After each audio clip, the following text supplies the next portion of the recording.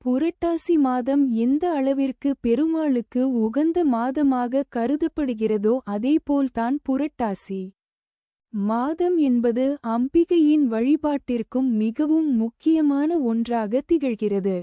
இதற்கு காரணம் புரட்டாசி மாதத்தில்தான் நவராத்திரி திருவிழா நடைபெறும்.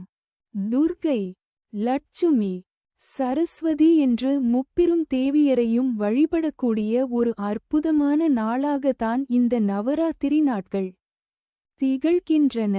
இந்த நாட்களில் நாம் சொல்ல வேண்டிய எளிமையான 3 எழுத்து மந்திரத்தை பற்றித்தான் இந்த ஆன்மீகம் குறித்த பதிவில் நாம் பார்க்கப் போகிறோம். சக்தி வாய்ந்த நவராத்திரி மந்திரம். நவராத்திரி சமயத்தில் பலரும் தங்களுடைய இல்லத்தில் படி அமைத்து அதில் கொலு பொம்மைகளை வைத்து வழிபாடு செய்வார்கள். இன்னும் சிலரோ கொலு வைக்காமல் கலசம் வைத்து வழிபாடு செய்வார்கள். இன்னும் சிலரோ கொலு கலசம் வைக்காமல் அணையா தீபம் ஏற்றி வைத்து வழிபாடு செய்வார்கள்.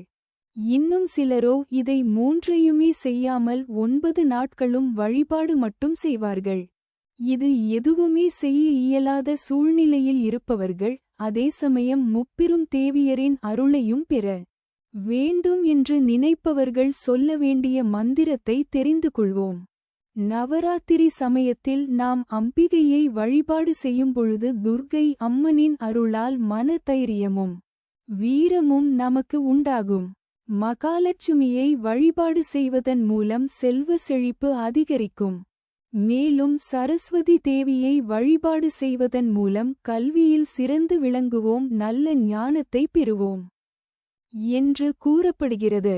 இப்படி நாம் நவராத்திரி சமயத்தில் கொலு வைத்து கலசம் வைத்து வழிபாடு செய்வதன் மூலம் இவ்வளவு நன்மைகளை பெற முடியும்.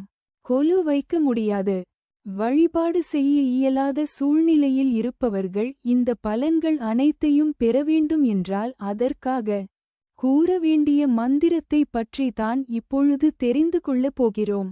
இந்த மந்திரத்தை காலையில் எழுந்ததும் நம்முடைய உள்ளங்கையை பார்த்து 3 முறை கூறலாம் அல்லது அந்த அன்றைய நாள் நிறைவு அடைவதற்குள், அதாவது இரவு 12 மணிக்குள் இந்த மந்திரத்தை கூறலாம்.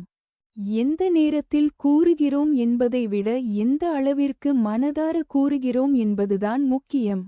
இதில் துர்க்கை அம்மனுக்குரிய மந்திரமும் இருக்கிறது, மகாலட்சுமி கூறிய மந்திரமும் இருக்கிறது, சரஸ்வதி தேவிக்குரிய மந்திரமும் இருக்கிறது.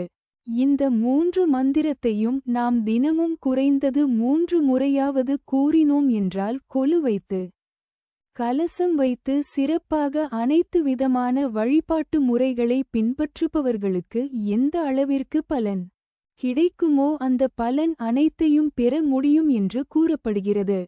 சாதாரணமான மந்திரத்திற்கு இருக்கும் பலனை விட அதிகளவு பீஜே மந்திரத்திற்கு இருக்கிறது என்று பலரும் கூற கேள்விப்பட்டிருப்போம். அந்த வகையில் துர்க்கை அம்மனுக்குரிய பீஜே மந்திரமாக ஹ்ரீம் என்னும் மந்திரம் திகழ்கிறது. மகாலட்சுமி தயாரிக்குரிய பீஜே மந்திரமாக ஸ்ரீம் என்னும் மந்திரம் திகழ்கிறது. சரஸ்வதி தேவிக்குரிய பீஜே மந்திரமாக ஐம் என்னும் மந்திரம் திகழ்கிறது.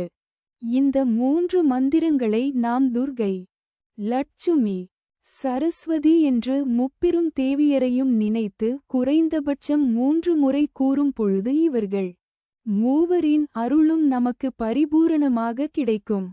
இதையும் படிக்கலாமே. பண வரவு அதிகரிக்க 3ஆம் பிறை பரிகாரம். இந்த எளிமையான 3 எழுத்து மந்திரத்தை நவராத்திரி நாட்களில் தொடர்ச்சியாக தினமும் கூறுபவர்களுக்கு முப்பெரும் தேவியரின் அருள் பரிபூரணமாக கிடைக்கப்பெற்று வாழ்க்கையில் அனைத்து விதமான செல்வங்களையும் பெறலாம் என்று தகவலை கூறி இந்த பதிவினை நிறைவு செய்து கொள்கிறோம்.